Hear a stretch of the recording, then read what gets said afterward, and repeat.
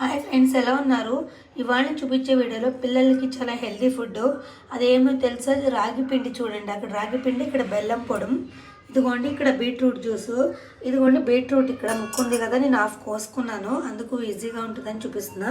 ఇక్కడ beetroot juice ఉంది కదా, అది మిక్సీ గ్రైండ్ చేసేసుకుని వడగట్టుకున్నాను. ఇప్పుడు ఈ రాగి పిండిలో కలిపేసుకోవాలి జ్యూసు. కొంచెం వాటర్ కూడా వేసుకొని జావలాగా తయారు చేసుకోవాలి. ఇక్కడ చూడండి, వాటర్ వేసేసుకొని కలుపుకున్నాను. బీట్రూట్ జ్యూసు, రాగి పిండి, బెల్లము.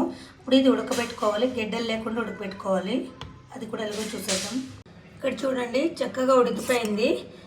బీట్రూట్ చాలా మంచిది, పిల్లలు బీట్రూట్ తిన్నారు కదా, అలాంటి పిల్లలకి ఇలాగ బీట్రూట్ జ్యూస్ చేసి రాగి జావలో ఉడకబెట్టేసి ఇవ్వండి. పిల్లలకి ఏంటి, పెద్దోళ్ళకి ఏంటి, హెల్త్కి చాలా మంచిది. ఓకేనా? నా ఛానల్ ఎవరైనా ఫస్ట్ టైం చూస్తుంటే ప్లీజ్ లైక్ చేసి, సబ్స్క్రైబ్ చేసి, షేర్ చేయండి. బాయ్.